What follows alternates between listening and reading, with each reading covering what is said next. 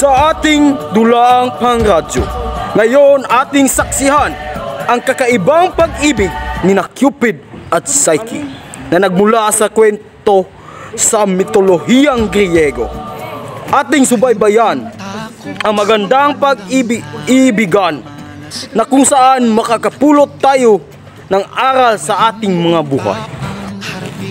At ating ipapakilala ang mga karakter sa dulaan. Si Venus, ang ina ni Cupid. Si Psyche, ang may kakaibang kagandahan at mabait na prinsesa. Si Zeus, ang tagapamahala ng mga Diyos at makapangyarihang Diyos sa langit. At si Cupido, ang gwapo at misteryong lalaki. At ang kapatid ni Psyche, hindi siya nagtatanglay ng kabutihan. At iyon ang ating mga karakter.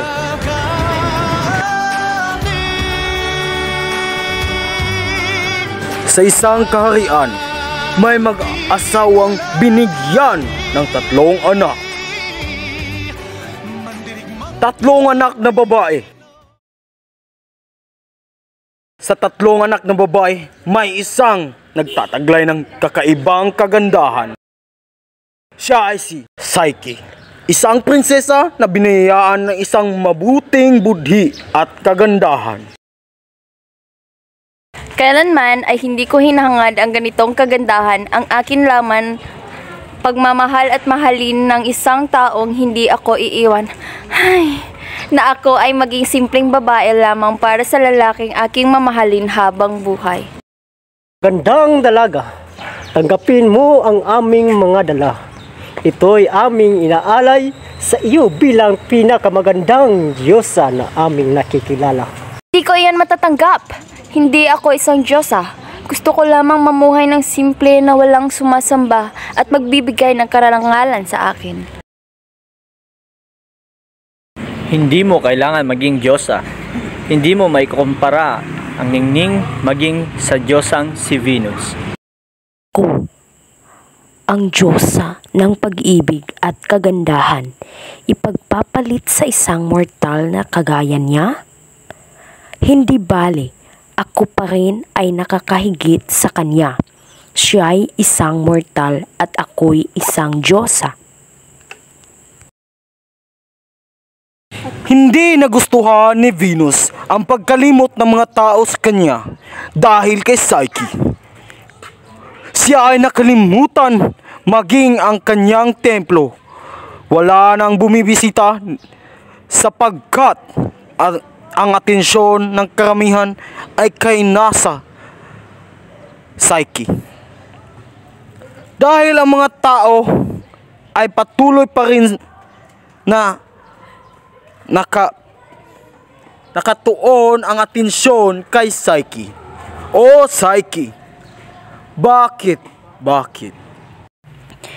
Cupid, ang mabait kong anak, ako sana'y may ipapagawa sa iyo. Ako'y iyong ina, kaya alam kong anuman ang aking kahilingan ay siyang susundin mo. Inay, siyempre naman, kahit ano, basta ikaw. Ano ba yun?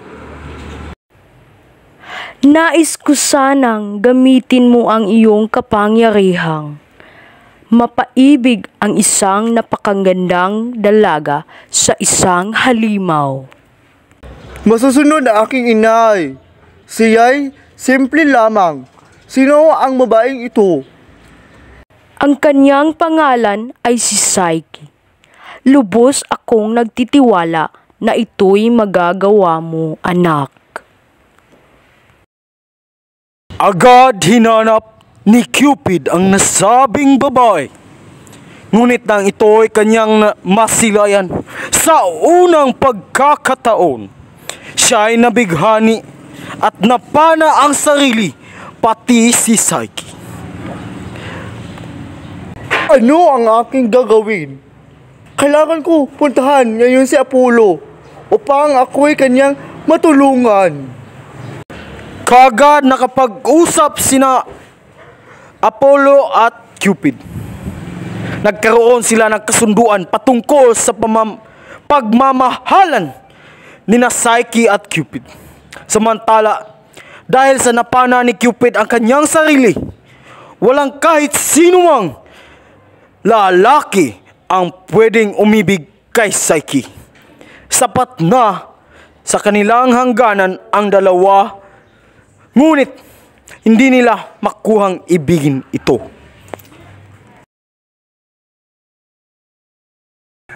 Anak, alam ko ang sakit na iyong dinarama ngayon. Ako'y pupunta kay Apollo upang magtanong kung ano ang pwede nating gawin. Ako ay gagawa ng paraan para maiwasan ang sakit na iyong nadarama ngayon. Naiintindihan ko, anak. Ibabalik to sa iyo ang iyong kasiyahan. Asahan mo yan. Ayoko na, Ama.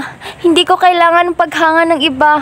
Ang aking kailangan lamang ay pagmamahal ng isang lalaki. Siya ang makakapuno sa aking pagkatao. Agad nagpunta kay Apollo ang ama ni Psyche. Ngunit alalahanin na una si Cupid kaysa ama ni Psyche. Kung ito ay utos ni Apollo, akin po itong susundin. Tama, anak. Mahirap man ang aking panig, ngunit sundin natin ang kanyang utos. Isuot mo ang iyong pinakamagandang damit. Ihatid ka namin sa kabundukan. Iiwan ka namin na mag-isa. Matatagpuan mo ang iyong mapapangasawa na isang ano, Ama? isang nakakatakot na nilalang.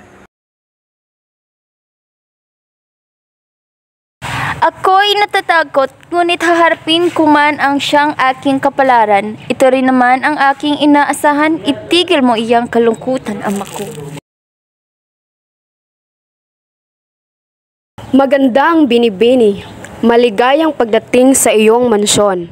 Kayo'y aming ipaghahanda ng isang masasarap na pagkain sapagkat natitiyak naming ika'y nagugutom. Sino kayo? Nasaan kayo? Bakit hindi ko kayo nakikita? Huwag kayong matakot, Lady Psyche. Kami ang iyong matapat na alipin.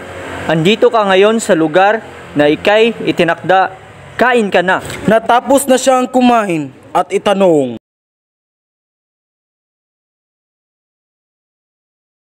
Ito ba ang mansyon ng aking mapapangasawa? Tama ka, binibini. Aming nasisiguro iyan, binibini. Mahal ka niya talaga. At darating na siya mamaya-maya.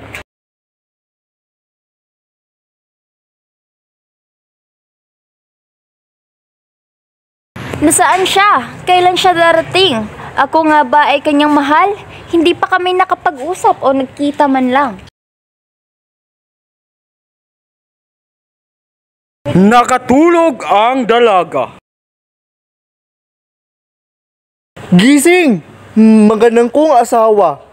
Nandito na ako. Psyche, nandito ako upang ipaalam sa iyo na iyong dalawang kapatid ay dadalaw sa lugar kung saan ka iniiwan. Sila ay magdadala ng peligro sa iyong buhay. Lubos kaming nasiyahan at ika'y buhay.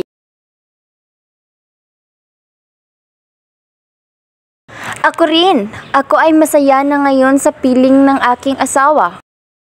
Siya'y binata, gwapo at mabait. Hindi natin namamalayan. Maggagabi na. Umalis na kayo. O ito pala ang mga regalo mula sa aming mag-asawa. Tanggapin ninyo. Kamusta naman siya? Siya ba'y gwapo? Matipuno? O ano? Maraming salamat. Kamay aalis na. Nakarating si Psyche sa kaharian ni Venus. Ano ang ginagawa mo dito? Ipinahayag ko sa inyong lahat na sa aking pagpapala walang kahit sinumang maging si Venus ang makakahadlang sa pag-ibigan ni na Cupid at Psyche. Doon nagtatapos ang ating dulaang Psyche at Cupid. At palaging tandaan, sa pag-ibig, ang tiwala sa isa't isa ang kailangan. At ito po ang aming grupo ng MDC Radio Drama 95.75.6. Maraming salamat sa pagkikinig sa aming dula.